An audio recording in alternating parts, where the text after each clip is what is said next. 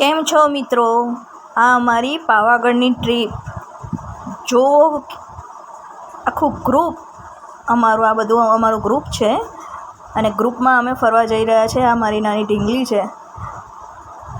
બહુ મજા આવી હતી. સવારમાં 4 વાગે ઉતર્યા, ચા નાસ્તો કરી અને પછી ઉપડ્યા અમે માંચીએ જીપમાં. એટલું સરસ વાતાવરણ હતું કે બહુ જ મજા આવી ગઈ. માંચીએ જઈને ગયા અમે લિફ્ટમાં. લિફ્ટની લાઈન એટલી લાંબી, 6 વાગતા પહેલાં તો લાંબી લાઈન હતી. અમે લાઈનમાં ઊભા રહ્યા અને પછી 6 વાગ્યે ટિકિટનો દરવાજો ખુલ્યો અને બધાની એન્ટ્રી થવા મળી.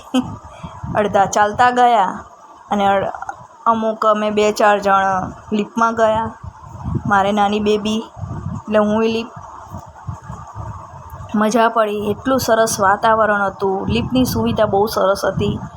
લિફ્ટનો મોટાની ટિકિટ 150 રૂપિયા અને નાના 80. પણ સવારમાં જવાની મજા જ કંઈક અલગ જ હોય છે. દિવસે જાઓ તાપ તડકો ને બધું નડે, પણ વહેલી સવારમાં ચડવાની મજા કે લિફ્ટમાં જવાની મજા બહુ જ સરસ હોય છે. વાતાવરણ એટલું સરસ હતું. અહીંયા આપણી બાજુ નડિયાદ બાજુમાં તો ધમધમતો તડકો હોય છે, પણ ત્યાં આગળ એટલું સરસ વાતાવરણ હતું કે જાણે ચોમાસું આવી ગયું હોય. એટલું સરસ મસ્ત ધુમ્મસ. લિફ્ટની સુવિધા પણ એટલી સરસ હતી. બહુ ઊભું રહેવાનું, ભલે પબ્લિક હતી વહેલી સવારમાં પણ એટલી પબ્લિક હતી, પણ મજા આવી ગઈ. ફટાફટ નંબર આવી ગયો. એવું નહીં કે ભાઈ કંટાળો આવે છે, બહુ લાઈન છે. ચાલતા ક્યાં અમારો લિફ્ટમાં નંબર આવી ગયો એ ખબર ના પડી. એટલી મજા આવી. ફટાફટ લિફ્ટમાં નંબર આવી ગયો અને અમે પણ ઉપડી ગયા લિફ્ટમાં બેસીને. જુઓ, ફોટોગ્રાફી થઈ રહી છે, વિડીયોગ્રાફી થઈ રહી છે, કેમ કે એટલું સરસ વાતાવરણ હોય અને લિફ્ટમાં જઈએ એટલે એટલું સરસ દૃશ્ય હોય ને, એ જોવાની મજા આવી જાય. જો ઉપર જુઓ કેટલી ધુમ્મસ છે.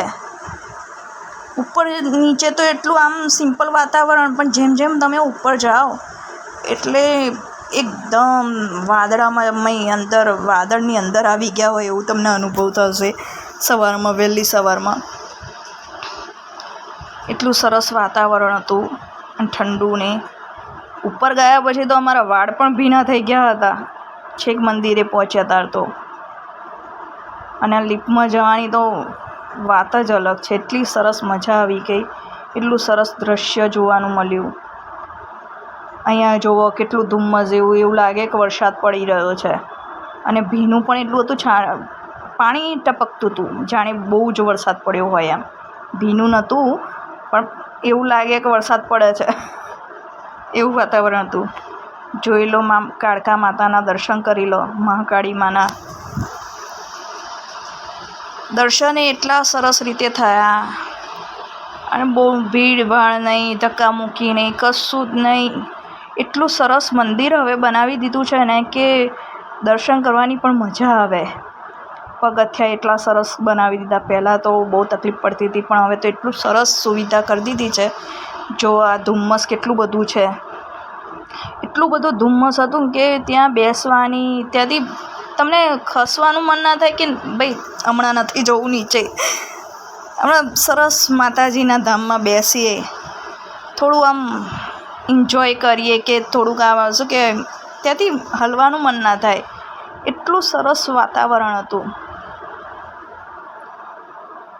માતાજીના દર્શન કર્યા, ગ્રુપમાં ફોટોગ્રાફી કર્યું, વિડીયોગ્રાફી કર્યું અને પછી ધજા ચડાવી. તે ધજાના દર્શન થયા. બહુ જ મજા આવી. Full enjoy. આ બધું અમારું ગ્રુપ બધા દર્શન કરીને અને આ બધા બેઠા છે શાંતિથી અને અમે મજાક મસ્તી કરી રહ્યા છે. જુઓ, બધા પ્રસાદનો લાવો લઈ રહ્યા છે. માતાજીના પ્રસાદનું. બધા થાકીને શાંતિથી દર્શન કરીને બેઠા છે. જુઓ, આ છે કાળકા માતાનું મંદિર, મહાકાળી માનું મંદિર.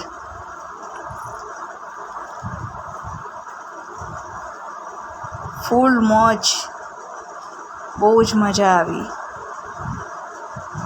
ધુમ્મસ જોઈ શકો છો ને, કેટલું બધું વાદળ, ધુમ્મસ. એવું લાગે કે હમણાં વરસાદ પડશે, એટલી મજા આવી. આ જુઓ, માતાજીની ધજા ચડાવી રહ્યા છે.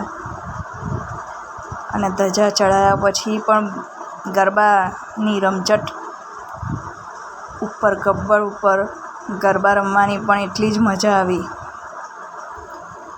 બહુ ગરબા રમ્યા. ગરબા રમવાની પણ એટલી જ મજા આવી.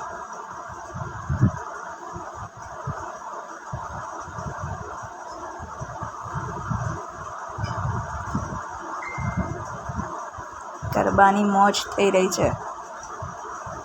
ક્યારેય મજા ના આવી હોય એવી ગરબા રમવાની ત્યાં ગબ્બર ઉપર મજા આવી. માતાજીના ધામે ગરબા રમવાની એટલી મજા આવી કે વાત ના પૂછો.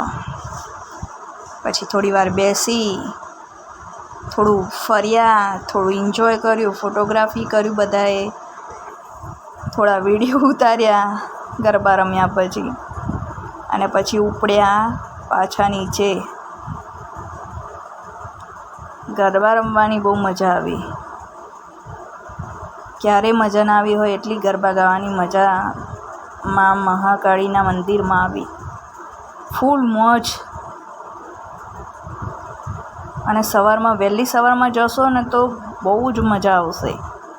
માતાજીના દર્શન પણ એટલા સરસ થશે. અને વાતાવરણ પણ સવારમાં એટલું સરસ હોય છે ને કે તમને એવું લાગશે કે વરસાદની સિઝનમાં આવ્યા છો, ચોમાસામાં આવ્યા છો તમે. એટલી મજા આવશે તમને. અમને તો બહુ મજા આવી, પણ તમને કેટલી મજા આવે એ પણ કહેજો. મેસેજ કરજો. મેસેજમાં તમે જણાવજો કે તમે પણ કોણ કોણ મહાકાળી માતાના મંદિરે ગયું છે. જરૂરથી મેસેજ કરીને જણાવજો કમેન્ટમાં, કમેન્ટ બોક્સમાં, કે મહાકાળી માતાના મંદિરે કોણ કોણ ગયું છે. અને ગુજરાતીઓ તો કોઈ બાકી નહીં હોય, એ તો પૂરેપૂરો ખ્યાલ છે. માના ધામમાં મજા જ કંઈક અલગ હોય છે.